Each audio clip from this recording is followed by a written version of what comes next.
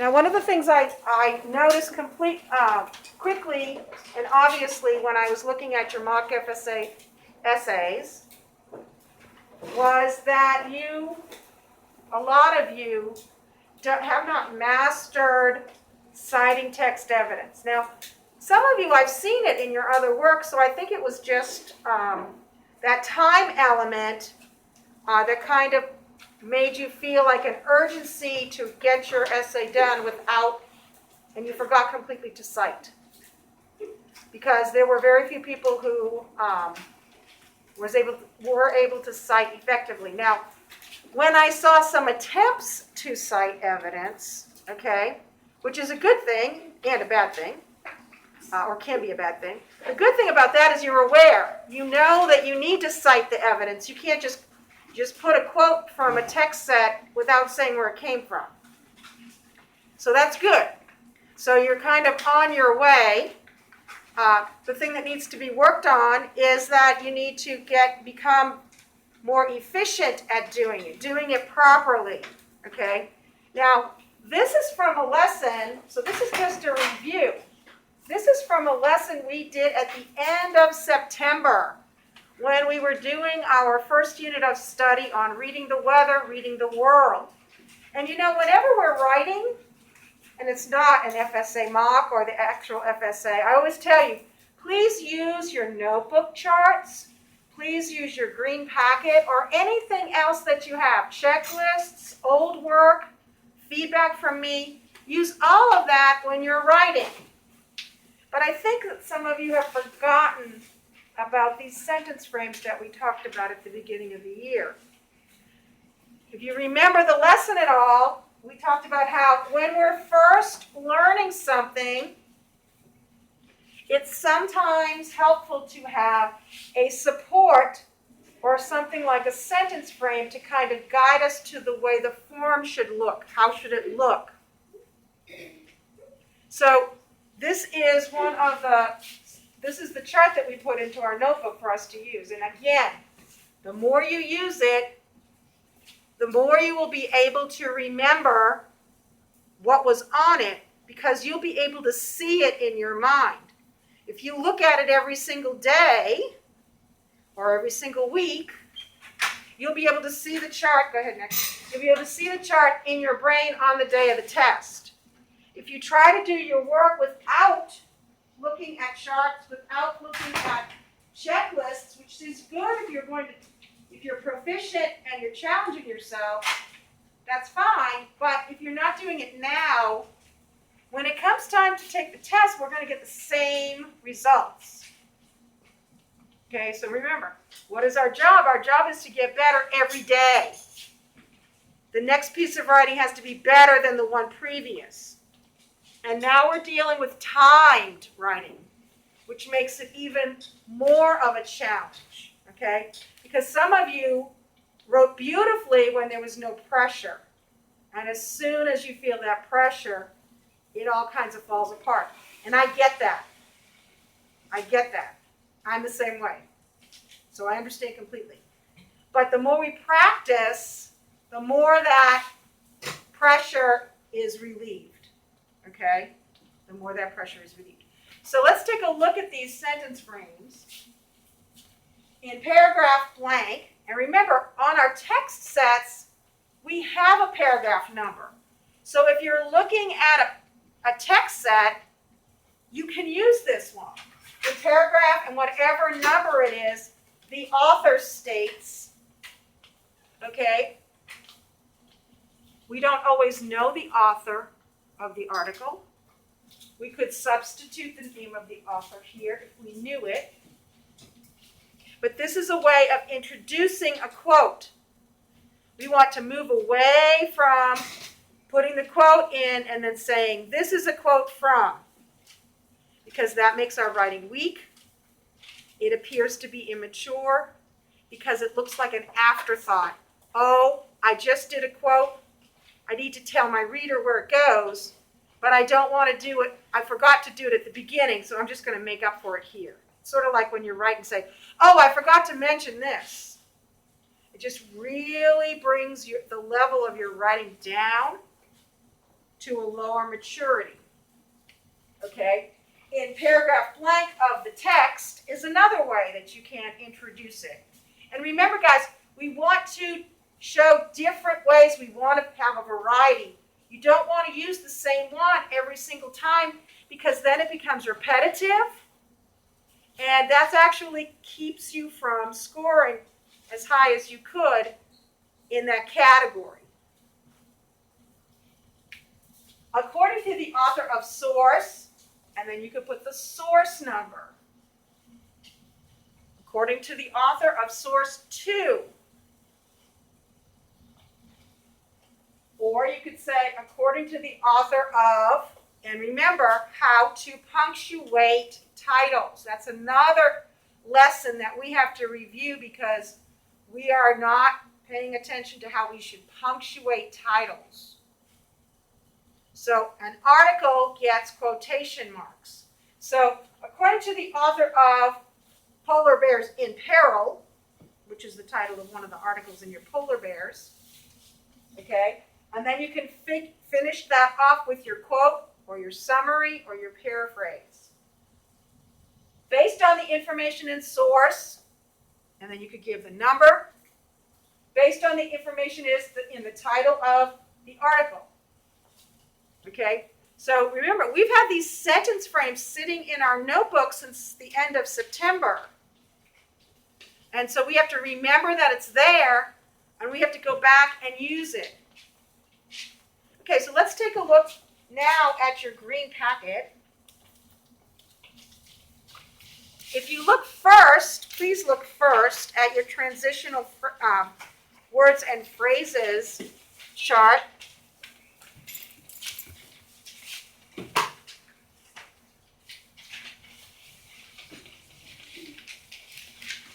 We also have a few down here.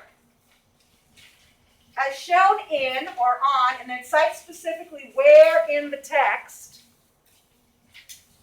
In the text, and then you can cite specifically where it states. Okay, so we've got a couple there as well.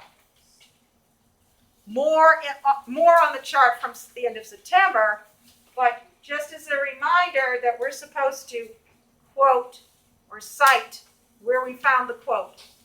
If you copy words, or if you take a quote from a piece of text and you don't cite it, saying where it came from, then you are doing something called plagiarizing. You're stealing somebody else's work. You're stealing somebody else's words. And while right now in this classroom we do not have any kind of word police to arrest you, when you get up there in your grades and you're caught plagiarizing, then there are more serious consequences as you get higher up into your grades. Okay, and even if you think you're kind of doing it without being able to be caught, I will tell you there's all kinds of software that high schools and colleges use to detect plagiarism. So you want to make sure that you're not doing that. Now is the time to set that example where you are really comprehending the information and you can put it in your own words to paraphrase, or you're really good at choosing the words you want to quote, or you're writing a summary but still citing where you got it. Okay, let's go ahead and turn. There's another chart in here that we've looked at very briefly. Actually, I don't think it was that briefly. I think that we had a whole lesson on this. But you might remember this chart that we have. You have this in your green packet as well. And it talks about not only strategies for how to weave in text evidence, but it also models for you a different format for doing this. This is one of the MLA formats, which even if you haven't heard it before, it's usually a format that some colleges require you to write in when you're citing evidence. I know that when I took a college course last year, I had to do this. Okay, so one strategy is to begin with, in the text it says, And you can see here it says, in the text it says, the biggest crocodilian, and also the biggest reptile in the world is the Australian saltwater crocodile. And then if you look at your sheet, you can see in parentheses, this is the last name of the author of the book. And then the number 14, and notice there's no comma, there's no anything. The number 14 after that, close the parentheses. This means that it's coming from a book that was previously mentioned. Okay, that the author was also mentioned, and the author was Seymour Simon. All right, this is a book, so it's a page number. Notice there's no designation, it's just the number. Close the parentheses. All right, another one, give a mini summary to set up the quote. Although many people consider snakes to be dangerous, it is important to be aware of how snakes support our ecosystem. They are important to the balance of nature. They keep the population of rats, mice, and birds under control. Close the quotes. So they start here with the quotes and here. And notice again, the author of this book's last name was Rudy. And this quote can be found on page 28. Now I did randomly check a few people who quoted for their essay. And some of you are quoting, it's in quotation marks, but it's not the words that are on that paragraph. So you need to be careful with that. Okay? You can also mention who the text you're talking about, okay? Cesar Chavez fought for farmer workers' rights and set an example for people across the country, demonstrating that, open the quotes, truth is a better weapon than violence. And they're missing the close quotes there, but in parentheses, Kroll is the last name of the author for that, and it was on page 5. Close the parentheses. Okay, I'd like to go over here to this side, and I just need to point out to you, they're talking about crocodiles, so I don't think it's The Spiders by Seymour Simon. I think it's a crocodile or alligator book, or both, by Seymour Simon. So that's just a mistake. Don't get hung up on it.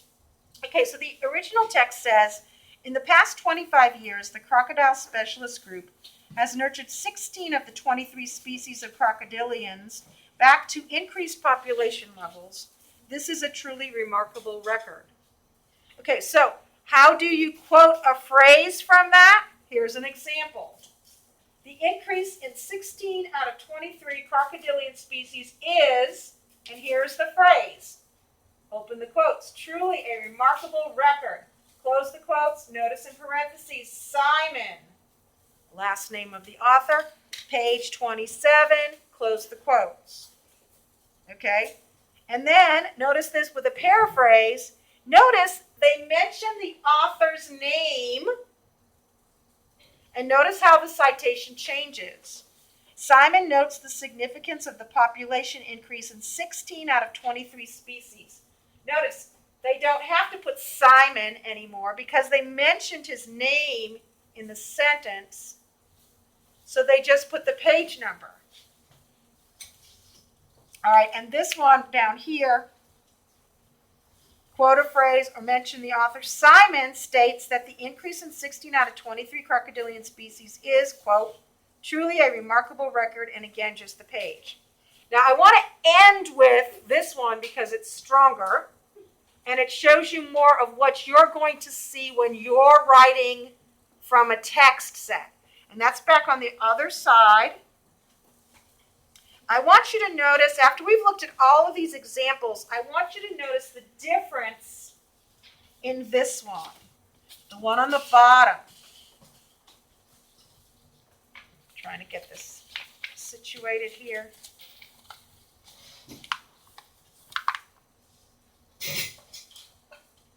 Okay, so look at the difference in this one. Because this one is not a book. This one is an article. The interpreter Carbonneau wasn't much help as his skills, quote, were very poor. other than cooking buffalo sausage. Okay? So that was the paraphrase quote. There's a quote in the middle of it. And this came from Erdick, which is the last name of the person.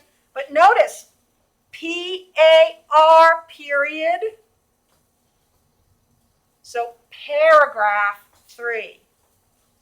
So if you choose to cite this way, this is how you will have to do it. Now, if you don't know the author of the article that you're taking your information from, you cannot do this.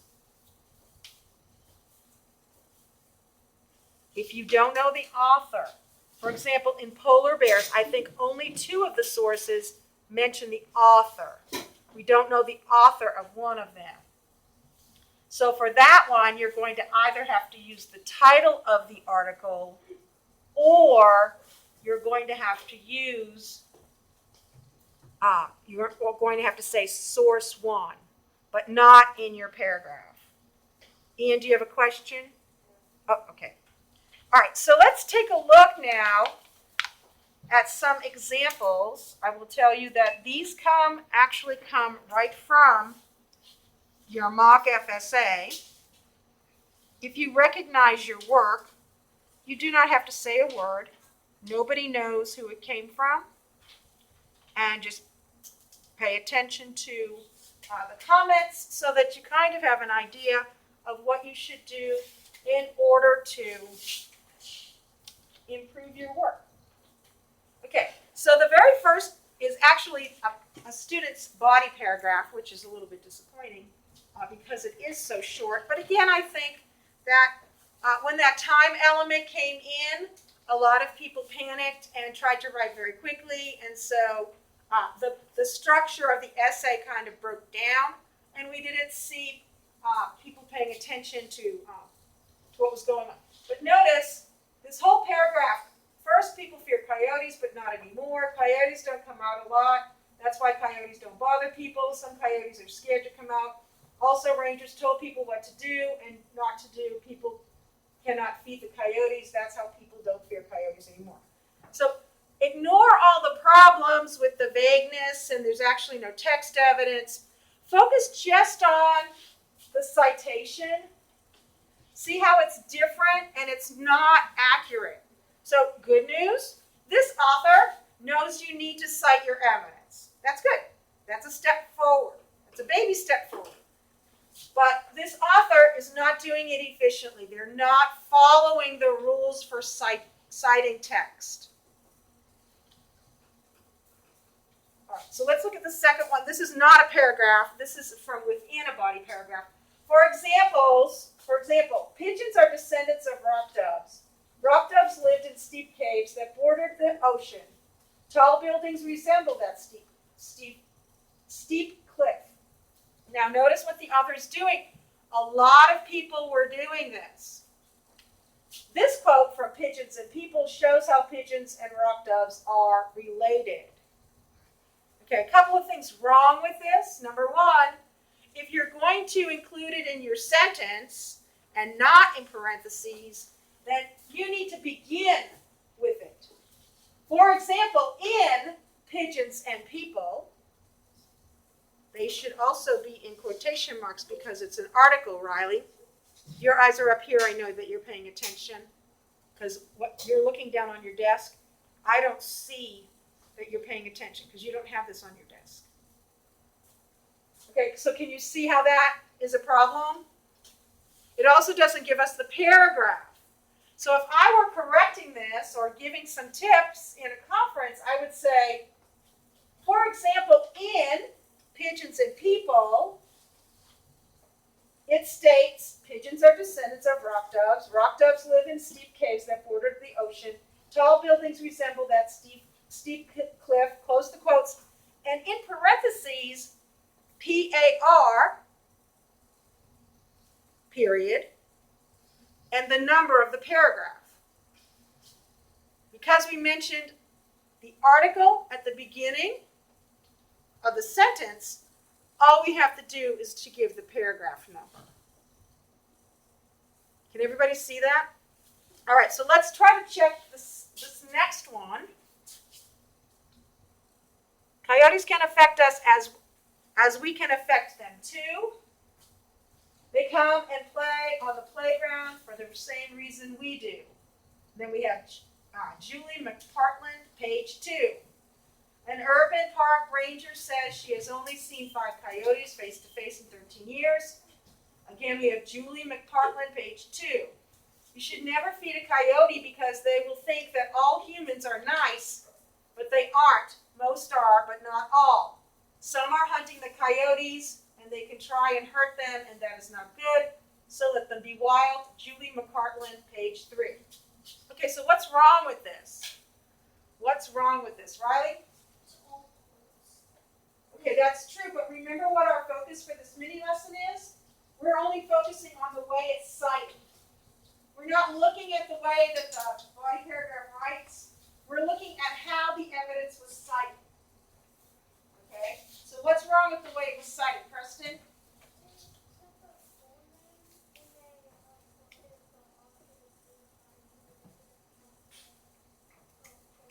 That's true. They might not have had to quote 3 times, although it looks like they're saying page 2 and page 3. So the thing that Preston noticed was that they used the author's full name, and what should they use instead? Their last name. What else? What else?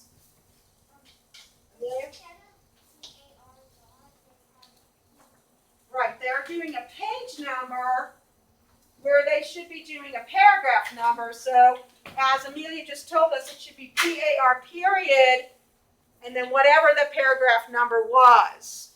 Okay, we don't know. The person just took it from the page number instead of the paragraph number. Okay, and again, remember that this person had that added pressure of the time, and so they might not have been as careful. They know they have to quote and they cite the quotes, but they weren't careful about how they did that. Okay, let's take a look at the next one.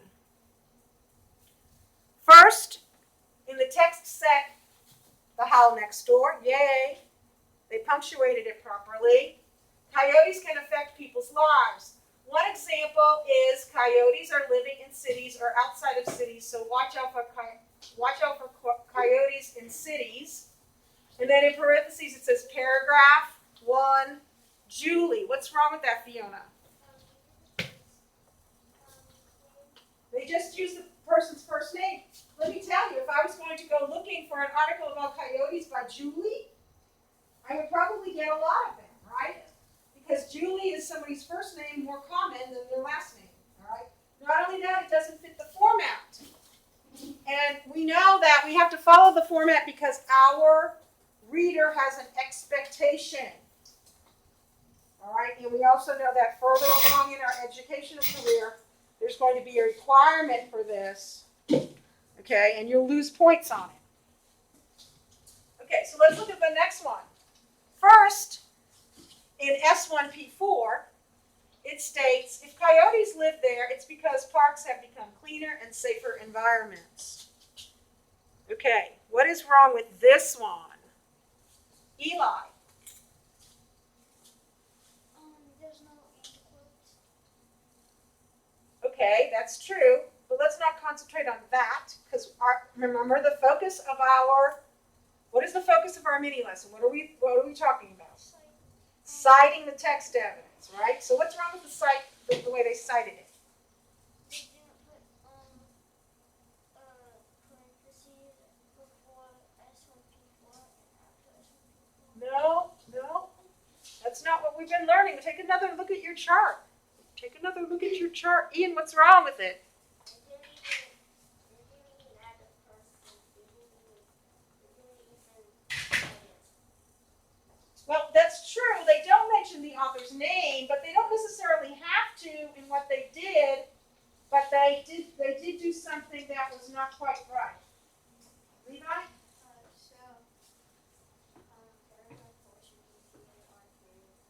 Well, no, not really, because if you only want to abbreviate it if it's in parentheses at the end, after the quote. It's not. It's introducing the quote. So what's wrong with it, Joshua? So you're supposed to spell source. You're supposed to spell out source, and then one, and what else? And then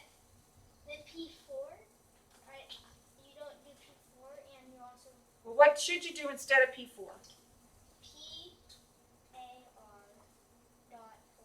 But you shouldn't abbreviate. You should never abbreviate in the formal part of your writing. If it was in parentheses, absolutely. But it's not. So what should you do, Preston? Spell it out, okay? So this person was taking a shortcut. And they were using a code, and the problem is that that's not a code that would be readily recognized by all of their readers, okay? So if you want to introduce your evidence this way, it's certainly fine for you to say source 1, paragraph 4, but do it properly. Spell out source. Spell out paragraph.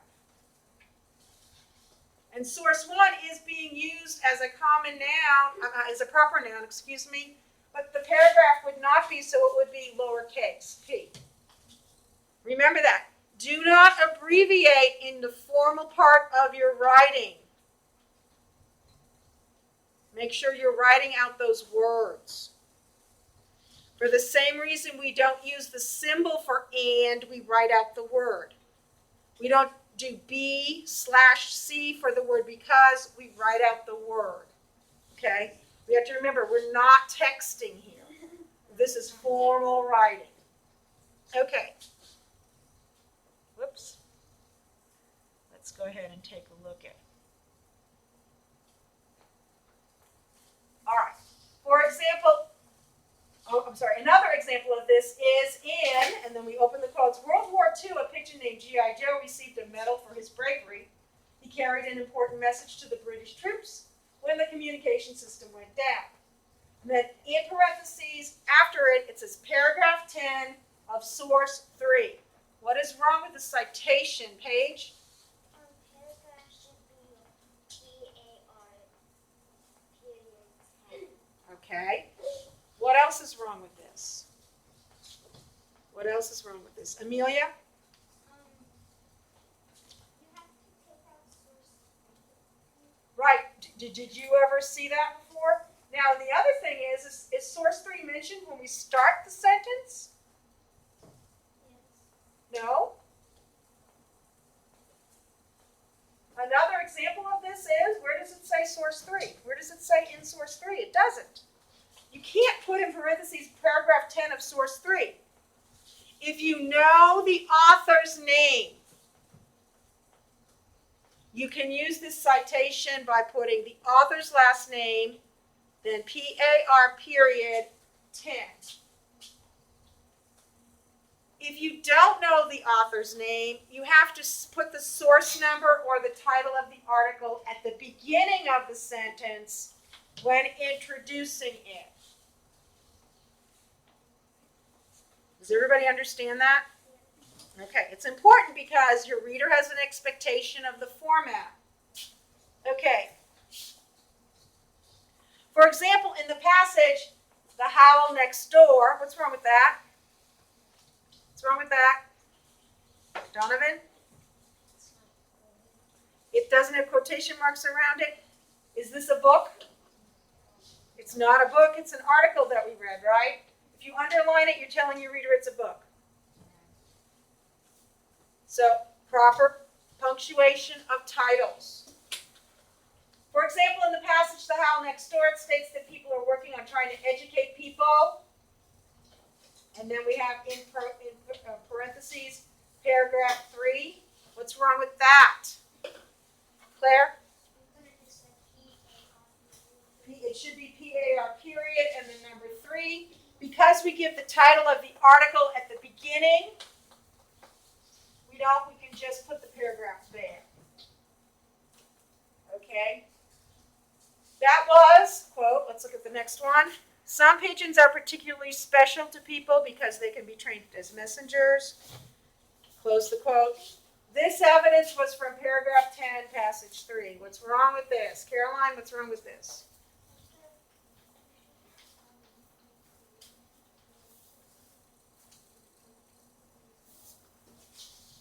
Okay, well now, at the beginning of this sentence, we don't have an introduction that identifies a a source number, or a title, or an author's name, correct? So because of that, we're going to have to include that information, but we don't include it this way.